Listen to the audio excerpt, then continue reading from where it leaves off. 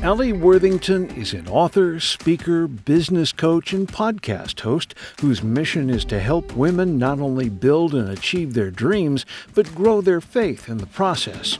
Her new book, Remaining You While Raising Them, The Secret Art of Confident Motherhood, looks at how to help moms care for themselves in all aspects of life in order to not only be a healthy mom for their kids, but for themselves. Please welcome Alli Worthington.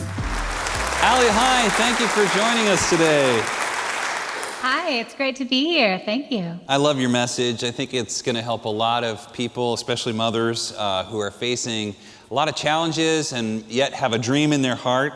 But before we get there, tell us a little bit about your mission to inspire mothers and people who aren't familiar with you. Tell us a little bit about your faith journey. Yeah, absolutely.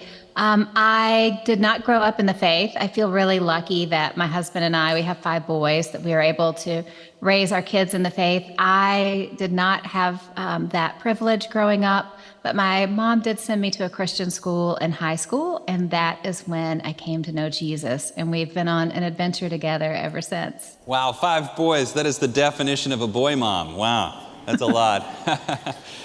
One of the things I really love about your message is you're really big on helping people pursue their dreams according to their faith. I mean, I believe it's a big part of our walk with God. My grandpa used to say famously, if you build your dream will build you. But there's a lot of parents today, mothers in particular, who have a dream aside from being a mother, which is also an important dream for many people, and they have all of these things that they're weighing. Let's talk about that. What are moms facing today? Well, I think that God puts dreams in our hearts. He will give us a nudge, and this idea that we have in our heart will keep bubbling up, and we keep pushing it down and wondering, is it me or is it God? And God keeps bringing this idea up, this dream for something to pursue in the future.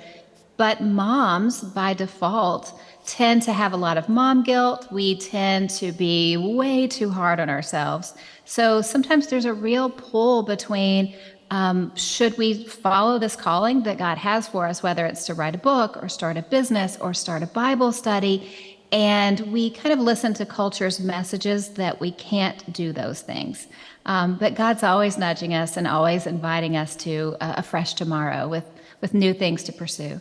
Moms really do beat themselves up a lot. I've noticed that there was a church that did a video of what do you think of yourself as a mom, and most of the moms were saying things like, I'm not patient enough, I need to improve in this way, I'm not helping this. And then they interviewed the kids, the teens or little kids, and they're like, my mom's the best, she hugs me, she kisses me, she takes care of me, she's the best. And they showed these videos to the moms, and you can see that there's this, they don't feel that way a lot of the time. I like the expression mom guilt. Tell me a little bit about what is mom guilt?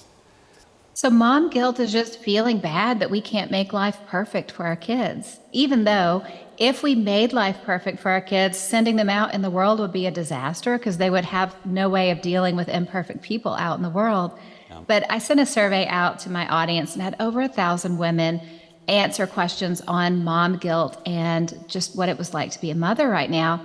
And the single biggest factor causing mom guilt for women, it wasn't ourselves, it wasn't our family, it wasn't our friends, it was literally social media.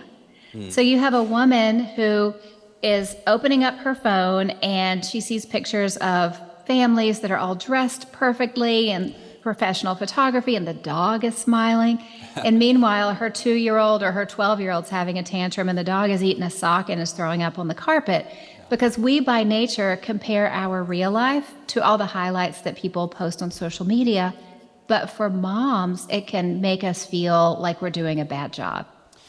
My guess is this also exacerbates then when a mom has a dream that's more than just taking care of the kids. Maybe you started an online business, right? And that type of thing is hard for a lot of moms to do. Tell us about that business and tell us about what it's like for moms who have guilt and then they also have like this other dream that they want to do. Yeah, for me, I was a stay-home mom, and in 2008, my husband lost his job, and it was in the housing market crash. We lost our home. We lost just about everything we owned except what fit into 2 little storage units. And we spent a summer living with my relatives where my husband would apply for more jobs, and I would Google, how do you start a company on the internet? Because I knew that God was moving me into a season where not only was my husband needed to provide, I was needed to provide too. So, did I have guilt in those years building my first company? Yes, because normally I was on a computer in the middle of my living room with the boys all around when they were awake. But I didn't have the financial privilege not to build. And I look back on that and I just can't help but wonder, did God make sure that I was in just enough financial pressure to keep me going so mom guilt wouldn't make me stop? And I'm thankful for that pressure now, because now I built a company where I get to coach women and help them build their companies as well. But I'll tell you, I don't think I would have had I not needed to. What advice do you give to moms who want to do something but they're not forced to? They still sort of have a choice. What would you say to them? I would say listen to that feeling, that nudge that keeps coming up, that idea that eat like the beach ball under the water, you push it down and it keeps popping back up. Things like that pop back up for a reason. That is normally God nudging us. And we tend to overthink it. We go, well, is it me or is it God? But if it's to do something that will benefit other people, it's normally God. If we have an idea that is going to hurt people, it's probably not God. It comes down to being that simple, right? If we want to take little steps and pray into it and go, Lord, if this is what you have for me, I'm just going to take a little step in faith today and a little step in faith tomorrow, and God will open doors and put resources in your path. I love it. It's great. The book is called Remaining You While Raising Them by Alli Worthington. Alli, thank you so much. What a great work, and I want to encourage people to get a copy of your book. It's terrific. Thank you. Thanks for having me.